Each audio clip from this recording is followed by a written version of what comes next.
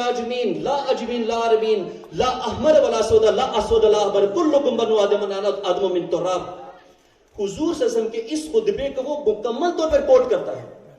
وہ کوٹ کرنے کے بعد لکھتا ہے یہ جو خطبہ دیا ہے کسی عربی کو اجمی پہ, کسی اجمی کو عربی پہ, کسی کالے کو گورے پہ, گورے کو کالے پہ کوئی فضیلت نہیں ہے. اگر فضیلت ہے تو وہ تقوی اور پرہیزگاری کی بنیاد پر ہے. ہم سب آدم کی اولاد ہیں اور آدم مٹی سے بنے ہوئے. وہ یہ لکھنے کے بعد کہتے ہیں, ایجیول یہ لکھتا ہے کہ though we found a lot of sermon in the Jesus of Nazareth, وہ کہتا ہے کہ اس طرح کے واعظ نصیحت حضرت عیسیٰ علیہ السلام کے زمانے میں بھی ہمیں ملتے ہیں. but it must be admitted, لیکن یہ ہمیں ماننا پڑے گا that it was Muhammad, یہ محمد صلی اللہ علیہ وسلم ہے who for the first time in the history implemented a society based on the principle of fraternity, freedom, equality and brotherhood. وہ کہتا ہے اصول حریت, مساوات, بھائی چارہ, آزادی کی بنیاد پر ان اصولوں پہ بالفعل ایک معاشرہ قائم کر کے دکھایا ہے محمد صلی اللہ علیہ وسلم نے. تو وہ کہتے ہیں کہ یہ جو ریولوشن لے کے آیا اس کے سامنے کسی کی نظیر نہیں ملتی ہے. تو آج میرے اکابرین, میرے متبرین, اس سے آگے بڑھ کے دیکھیں, 1935 میں گورنمنٹ آف انڈیا ایکٹ کے تحت ہندوستان کے لوگوں کو سیلف رول کے لیے فرسٹ انسٹالمنٹ ملتی ہے کہ آپ اپنے علاقے میں خود اختیار آپ کو اب حاصل ہوا ہے کہ آپ حکومت کریں گے. 1936 میں پروونشل الیکشنز ہوتے ہیں, مسلم لیگ تو بائیکاٹ کر دیتی ہے. 1937 میں ہندوؤں کی ایک کابینہ بنتی ہے, ان کابینہ کا سربراہ ہوتا ہے کرم چند گاندھی. کرم چند گاندھی اس وقت ہریجن ایک اخبار ہے, آج بھی آپ نیٹ پہ دیکھیں گے وہ آرٹیکل موجود ہے. نصیحت کے انداز میں اپنے وزیروں کے سامنے وہ ایک نصیحت لکھتا ہے, آرٹیکل ہریجن اخبار ہے یہ. اس اخبار میں وہ لکھتا ہے آج جب کہ آپ کو ہندوستان میں حکومت کرنے کا موقع ملا ہے تو میں آپ کے سامنے دو مثالیں رکھنا چاہتا ہوں, حضرت عمر فاروق اور حضرت ابوبکر. اگر حکومت کرنی ہے تو ان کی طرح کرنی ہے, تو نہیں کرنی ہے تو آپ کو نہیں کرنا ہوگا. کیونکہ اب کرم چند گاندھی حضرت ابوبکر اور حضرت عمر رضی اللہ تعالیٰ عنہ کی مثال لیتے ہیں. تو حضرت ابوبکر اور حضرت عمر کس شجرہ طیبہ کے پھل ہیں؟ وہ میرے نبی کے زیر سایہ پلے ہیں. تو آج میرے اکابرین, میرے متبرین جس مرضی میدان میں قدم رکھتے ہیں, تو میں آج کسی امریکن لیڈر کو اپنا رول ماڈل کیوں مانتا ہوں, رشین کسی لیڈر کو اپنا رول ماڈل کیوں مانتا ہوں؟ میرے سامنے میرے نبی حضرت محمد مصطفیٰ صلی اللہ علیہ وسلم میرے لیے, میرے پاس رول ماڈل ہے. زندگی کے 12-15 سال میں سیرت النبی کا جو اسٹڈی میں نے ایک معقول سی جو اسٹڈی کی ہے, آج میں جس مزید میدان میں قدم رکھوں گا, میں نے اللہ سے وعدہ کیا ہے, اے اللہ جس میدان میں قدم رکھ چکا ہوں اس میں اے مفتی اعظم آپ کی تعلیمات, آپ کے قوانین, اس کے علاوہ اگر میرے اس سینے میں, میرے دل میں اگر اس کے منافی کوئی بات ہوگی, میرا سینہ چاک کر دینا, لوگوں کو دکھا دینا یہ آدمی منافق ہے, اس کی بات پہ اعتبار نہیں کرنا. میرے متبرین, میرے اکابرین, میں جو بات آپ کو بتانا چاہ رہا ہوں, ہمارے نبی, یہ جو پیچھے میرے لکھا ہوا ہے, یہ جو چسپاں ہوا ہے سیرت النبی اور اصلاح معاشرہ, اگر ہم آج اصلاح معاشرہ کرنا چاہتے ہیں تو ہمارے لیے سیرت النبی ہے. اگر ہم سیرت النبی کے اوپر قدم رکھتے ہیں تو اللہ تعالیٰ ہمیں وہ کامیابی اور کامرانی سے نوازتے ہیں جس کا ہم سوچ بھی نہیں سکتے. اب دیکھیں انقلاب محمدی کو آپ دیکھیں گے تو حضور پاک کے پاس تو بہت سارے معجزے تھے. حضور کو پتھر سلام کرتے تھے, حضور نے قمر کے 2 ٹکڑوں میں تقسیم کر دیا, یہ معجزے تو ہیں. انبیاء کرام کو معجزات سے بھی نوازا گیا ہے. ید بیضا, عصائے موسیٰ, عصائے موسیٰ وہ چھڑی, جب تک حضرت عیسیٰ علیہ السلام کے ہاتھ میں وہ چھڑی تھی تو اس میں پاور تھی. جس وقت حضرت عیسیٰ علیہ السلام اس دنیا سے رحلت کر گئے ہیں, وہ جو چھٹی ہے وہ ایک سوکھی لکڑی, اس کے علاوہ کچھ بھی نہیں. لیکن میرے نبی کو جو معجزات دی گئی ہے ان میں سب سے بڑا معجزہ ہے قرآن مجید, قرآن حکیم. یہ قرآن مجید, یہ قرآن حکیم آج سے 1400 سال پہلے بھی ہدی للناس ہے, ہدی للمتقین ہے, آج بھی یہ ہدی للناس ہے, ہدی للمتقین ہے, اور تا قیام قیامت یہ جو قرآن ہے یہ ہدی للناس ہے اور ہدی للمتقین ہے. اب آتے ہیں قرآن تعلیمات پہ. قرآن میں اللہ فرماتے ہیں اے لوگوں تمہارے پاس وہ چیز آ گئی ہے جو آپ کے لیے نصیحت ہے، تمہارے دل میں جو فطور ہے اس کے لیے علاج بن کے آیا ہے. اور اگر آپ اللہ کو کثرت سے یاد کر کے اس قرآن کی تعلیمات کو اپنا منبع اور سرچشمہ بناتے ہو تو اللہ آپ کو دین میں بھی کامیاب کر دے گا اور آخرت میں بھی کامیاب کر دے گا. اللہ قرآن میں یہ تو فرماتے ہیں. آپ کو معلوم ہے کہ ایران سے ایک بندے حضرت عمر سے ملنے آتے ہیں مدینہ، ایمبیسڈوریل رول پلے کرتے ہیں، کوئی پیغام لے کے آتے ہیں. وہ حیران ہوتے ہیں، دیکھتے ہیں کوئی محلات ہوں گے، بلڈنگ ہوگی، گارڈز ہوں گے.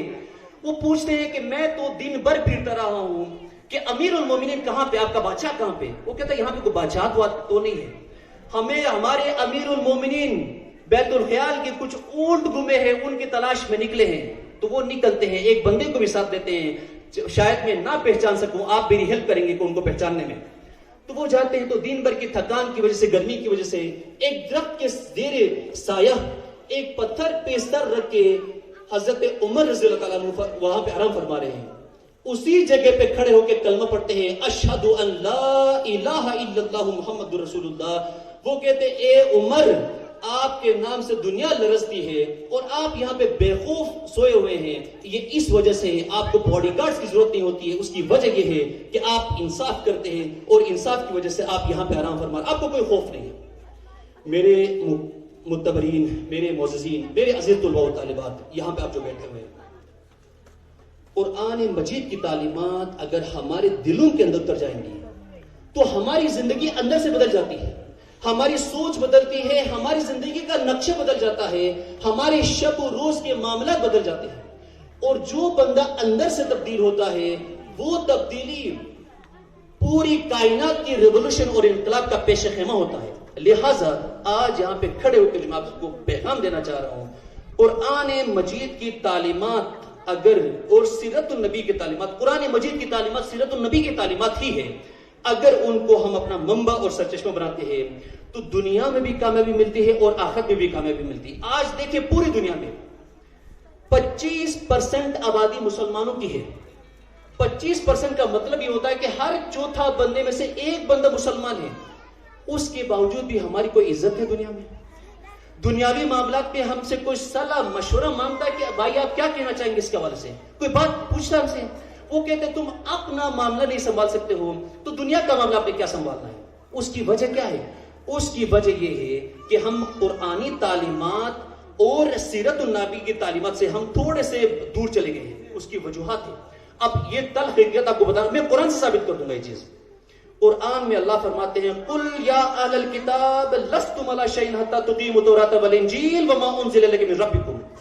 اللہ سورہ عمران میں فرماتے ہیں اے اہل کتاب، یہاں پہ اللہ نے قل یا ایھا الناس نہیں کہا ہے، قل یا اہل الکتاب کا، اے اہل کتاب جب تک تم میری اتاری ہوئی تورات، انجیل اور جو کچھ بھی میں نے نازل کیا ہے اس کے مطابق فیصلہ نہیں کرتے ہو، تمہاری کوئی حیثیت ہی نہیں میرے سامنے. کیا دعائیں مانگتے ہو آپ؟ کیا گڑگڑاتے ہو؟ جو کچھ میں نے نازل کیا، جو قانون نازل کیا ہے اس قانون کے مطابق فیصلہ کرو، میں آپ کی بات سنوں گا. اگر نہیں کرتے ہو تم ہی کافر ہو، تم ہی فاسق ہو، تم ہی ناہنجار ہو اور تم ہی تو منکر ہو. کافر کس کو کہتے ہیں؟ منکر کو کہتے ہیں. اس کے بعد سورہ بقرہ کیا ہے؟ افتؤمنون ببعض الکتاب وتکفرون ببعض فما جزاء من يفعل ذلك خزي في الحیاة الدنیا وَالْيَوْمَ الْقِيَامَةِ إِلَّا يُرَدُّونَ إِلَىٰ أَشَدِّ الْعَذَابِ وَمَا اللَّهُ بِغَافِلٍ عَمَّا تَعْمَلُونَ. اللہ نے فرمایا، اللہ فرماتے ہیں تم میرے اتارے ہوئے بعض قانون کو تو مانتے ہو آپ، لیکن بعض کو اپنے پاؤں تلے دباتے ہو، تو دنیا میں آپ کو ذلیل و خوار کر دوں گا اور قیامت کے دن شدید ترین عذاب میں آپ کو جھونک دوں گا. اور جو کچھ تم حرکتیں کرتے ہو اللہ تو سے واقف ہے. تو آج میرے اکابرین، میرے متبرین، یہ کچھ ہو رہا کہ نہیں ہو رہا؟ دنیا میں ہم ذلیل ہیں کہ نہیں؟ یہ برنارڈ شاء ایک کتاب لکھتا ہے. برنارڈ شاء کتاب ایک بہترین رائٹر ہے. وہ برنارڈ شاء اپنی کتاب میں لکھتا ہے کہ میں جب قرآن مجید پڑھتا ہوں تو اس سے عظیم ترین کتاب مجھے نظر نہیں آتی ہے، لیکن جب میں مسلمانوں کی طرف دیکھتا ہوں تو اس سے پست اور گرے ہوئے مجھے لوگ نظر نہیں آتے. اس کی وجوہات کیا ہے؟ میرے اکابرین، میرے متبرین، جو کچھ ہم کہتے ہیں زبان سے وہ دنیا نہیں دیکھتی ہے، جو عمل ہم کرتے ہیں وہ عمل دنیا دیکھتی ہے. کہ کہنے کو تو اسلام امن کا گہوارہ تو ہے، اسلام میں انصاف تو ہے، لیکن یہ زبان ہے جب تک آپ اس پہ عمل نہیں کرو گے تو دنیا تو آپ کے عمل کو دیکھتی ہے, دنیا تو آپ کے ایکشن کو دیکھتی ہے. اسی لیے اللہ نے قرآن مجید میں بھی فرمایا ہے آپ کا عمل جو بھی ہوگا وہ دنیا دیکھتی ہے. اگر آپ کے عمل میں انصاف ہوگا, آپ کے عمل میں رواداری ہوگی, تو اللہ نے وعدہ فرمایا ہے کہ میں آپ کو دنیا میں بھی کامیاب کر دوں گا, آخرت میں بھی کامیاب کر دوں گا. اس سے زیادہ میں آپ کا ٹائم نہیں لینا چاہتا ہوں. اگر آج ایک میسج آپ کو دینا چاہتا ہوں وہ یہ ہے کہ قرآن مجید کی تعلیمات اگر آپ سمجھتے ہیں, اس پہ چلتے ہیں, تو اللہ نے بھی وعدہ فرمایا ہے کہ میں آپ کو دنیا میں بھی سرخرو کر دوں گا اور آخرت میں بھی سرخرو کر دوں گا. تو میرے نوجوانوں یہاں پہ جتنے بھی بیٹھے ہو, قرآن مجید کی تعلیمات سب سے پہلی کتاب ہے جس کو سمجھنا ہے, جس طرح سمجھنے کا حق ہے, پڑھنا ہے جس طرح پڑھنے کا حق ہے, اور اس پہ عمل کرنا جس طرح اس پہ عمل کرنے کا حق ہے. تو میں اس سے زیادہ آپ کا ٹائم نہیں لینا چاہتا ہوں. انجمن اتحاد ہند کر آپ کے دعوت کا میں نے پہلے ہی شکریہ ادا کیا ہے. تو میں اپنی جانب سے آپ کو یہ یقین دلاتا ہوں کہ جو قدم آپ اٹھائیں گے, آپ کا بھائی, آپ کا لیڈر آپ کے شانہ بشانہ کھڑا ہوگا, جہاں پہ چلو گے آپ کے ساتھ کھڑا ہوگا. اور میں اپنی طرف سے انجمن اتحاد ہند کو 10,000 روپے کا میں ہدیہ پیش کرنا چاہتا ہوں کہ آپ کے لیے میری طرف سے یہ معقول سا ہدیہ ہے.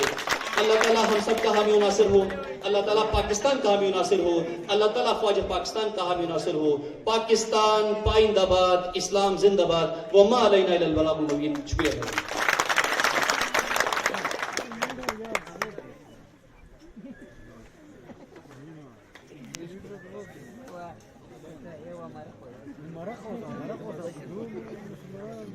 شکریہ جناب جمال علی بھائی, آپ کے سامنے اپنے خیالات کا اظہار فرما رہے تھے. ابھی آپ کے سامنے تشریف لا رہے